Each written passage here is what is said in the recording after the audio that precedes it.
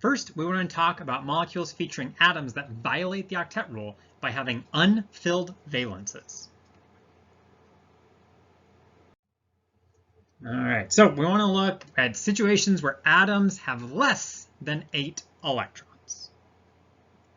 So one of the canonical cases is beryllium. So beryllium tends to only have 4 electrons in molecules. If we look at, for example, beryllium difluoride or beryllium 2 fluoride, beryllium is in column 2A in the periodic table, so it only has 2 valence electrons. Fluorine has 7, so there's a total of 16 valence electrons in this molecule. If we follow our protocols, beryllium is first, so it goes in the middle. We draw the bonds out to fluorine. That is 4 electrons that we've put in those bonds, so there are 12 left.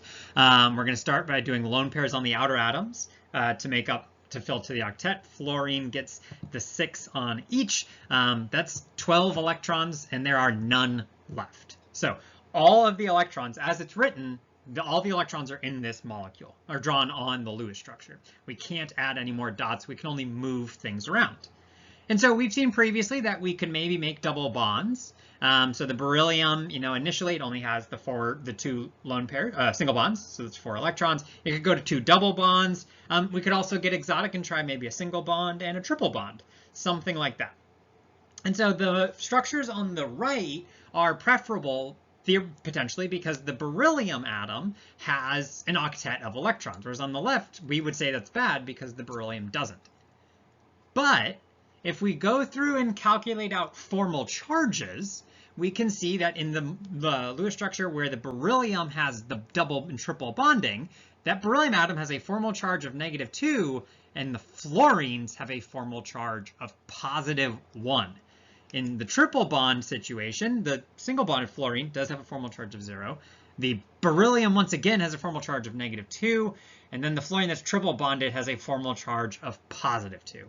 Those are really big formal charges, right? We want our formal charges to be as close to 0 as possible for our major structure. Not only that, but in this case, as we are putting positive formal charge on fluorine atoms. And fluorine is the most electronegative atom that there is. It really does not want to have positive formal charges.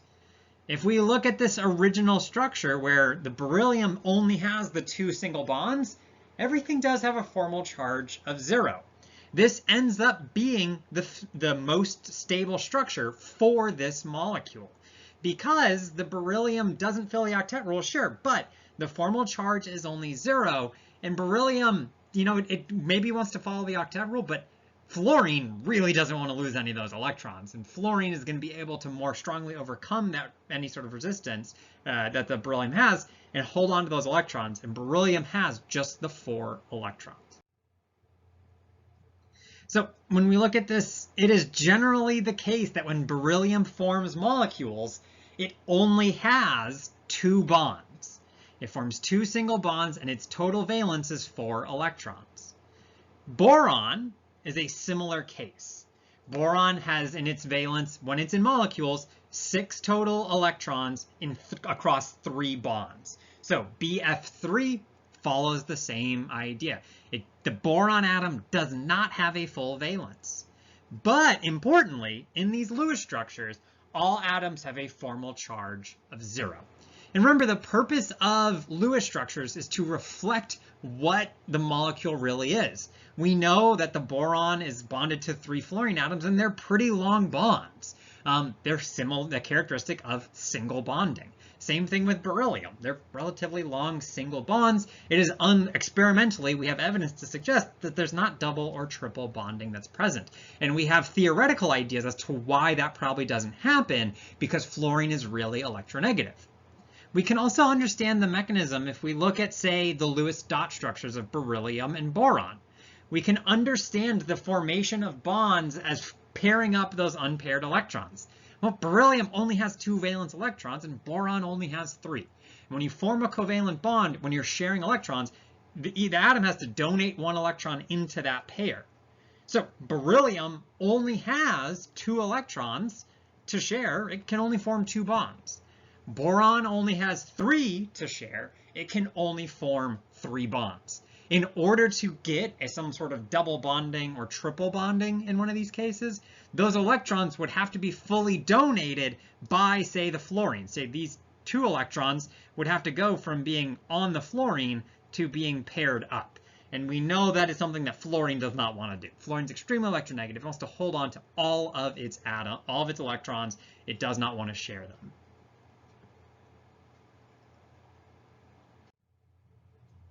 That's not to say that these boron atoms and beryllium atoms are like stable or that they are satisfied, right?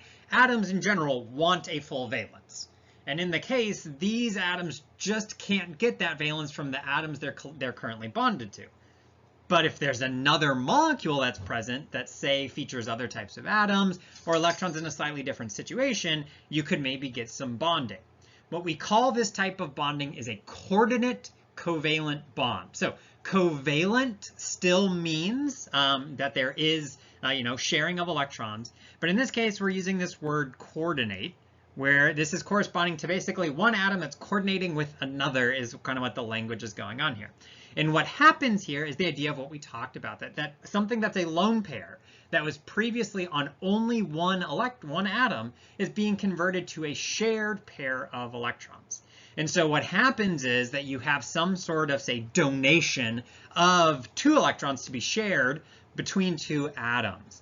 And so this is how boron atoms in these molecules or beryllium atoms in these molecules can gain an octet, is through this coordinate covalent bond. They have to find some other molecule with a lone pair that's willing to share. So a nitrogen atom in, say, ammonia, it has this nice lone pair right here. And so what it can do is it can share that bond, share those electrons with, say, a boron atom. And then the boron forms this right here would be the coordinate covalent bond.